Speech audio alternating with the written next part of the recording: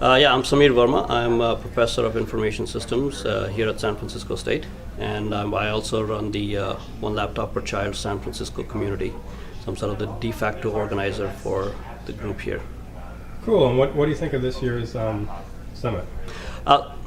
This year's summit is interesting. It's very much like the one last year in the sense that we have a lot of people here with different backgrounds and projects and such.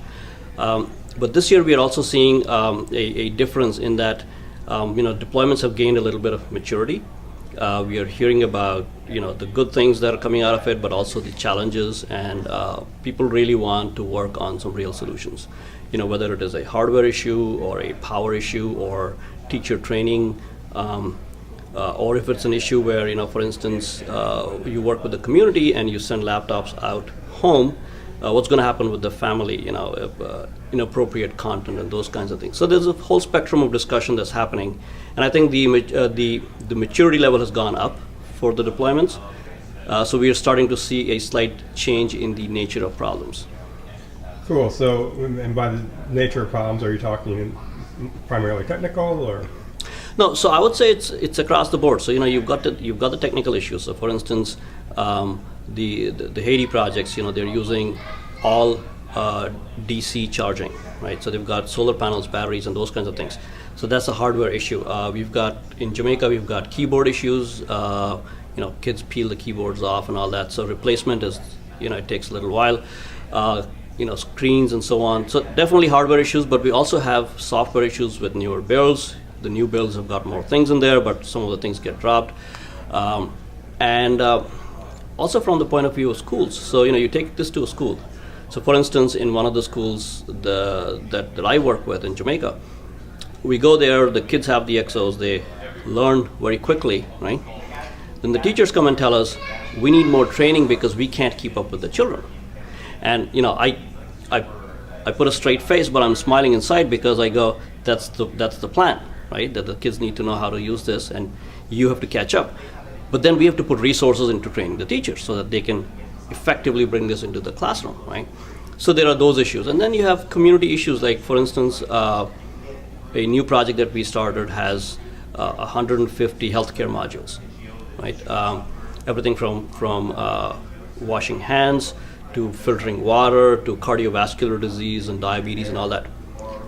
Is it appropriate to send that content into a community with no structure? Should a doctor look at this? So I would say the issues are across the board. And personally, I like that because this project is very technology heavy. We have a lot of, programmers, coders, developers, hardware people, and that kind of stuff. But eventually, you really do have to look at the education and the social outreach, community outreach side of it. So I'm pretty happy with the level of discussion here. Cool. And then you've got your project right behind you. What's the latest on that? Yeah, so this is a small village in India. This is my mother's village. We've got about 50 families here. And I'm using a slightly different model here. We are not going through the school because the school is huge. It's got 1,100 children, no infrastructure. The classrooms are not used. Kids sit under a tree. So it's very hard to work with the school. So what we are doing is we are doing a sort of a one laptop per child per family approach. So we give the youngest child of a family who's of school-going age an XO, and then through our house in the village we sort of do a little media center-like thing. They come in the afternoon, they need some help, they may want to charge the laptop, so we help them out with that, and then they take the laptops home.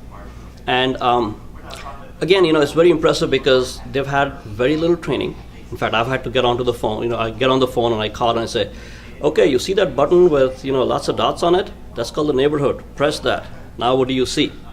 That's how I'm sending instructions to these people. But once they got started, they've just figured out stuff. They've been doing things and all that. So we have about 14 XOs, so 14 families are covered, right? 50 families, so about a third. We're getting there, and internet is still iffy.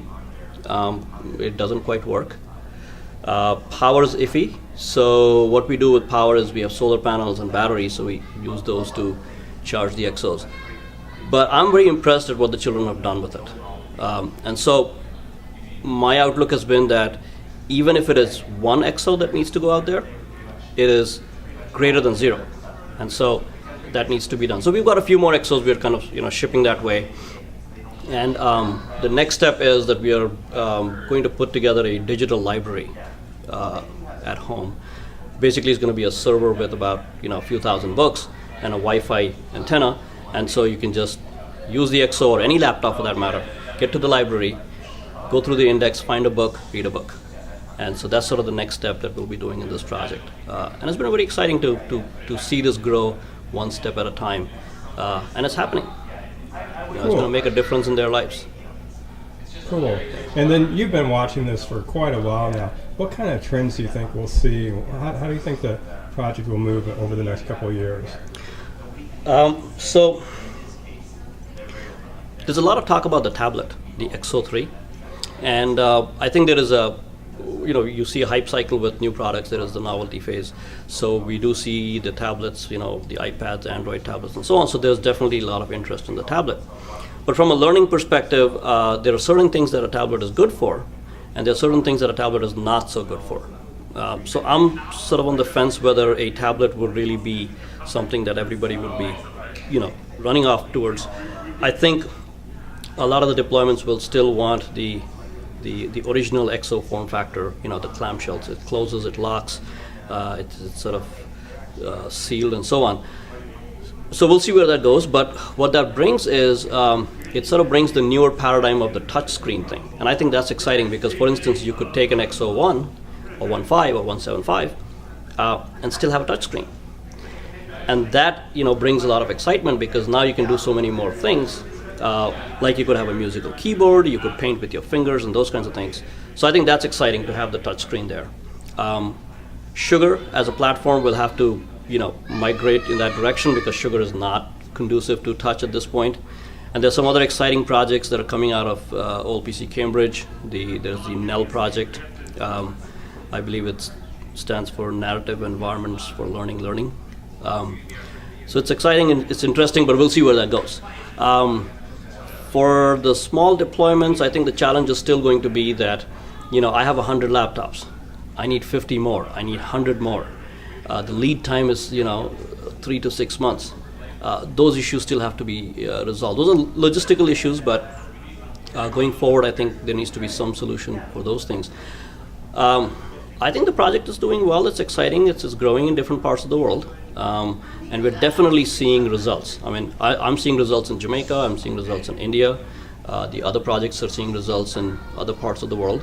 So yeah, I think it's going well, and we need to keep plugging away and continue to do what we do, even if it is one XO, 2 XOs. In fact, we have a project in the distant land of Tuva, the one that Richard Feynman was all crazy about, and we have 2 XOs there, and we call that a deployment because somewhere in Tuva there are kids, circling around 2 XOs, and they're actually learning stuff. So it's pretty exciting. I think it's going well. Excellent. And then any final comments or questions that I should have asked? I think the mission has been great with a lot of these projects. As you work with it every day, you get lost in the details, right? So people get discouraged and they go, the trackpad is not working, or the screen cracked or something like that. And these things will happen, right? I mean, nobody said this was going to be easy. So those things do happen, and people do get discouraged. I get discouraged. It's sort of a bipolar relationship, if you will. It's like some days I'm thrilled about it. Some days I'm like, what's happening with this? But having these kinds of meetings here, like the one we have here, or some of the other places like Uruguay or Paris and other things, I think what it does is it brings people together. And when we hear each other's stories, it encourages us. Like, oh, look, they're doing this and it's working, and I should keep doing what I'm doing. And newer things come out. So for instance, the Paris meeting, we got the telescope, like a real telescope you can clamp onto an XO. So that's pretty exciting. And these meetings then give you new ideas and give you new momentum. So I think this is important, and we need to keep doing this more and more.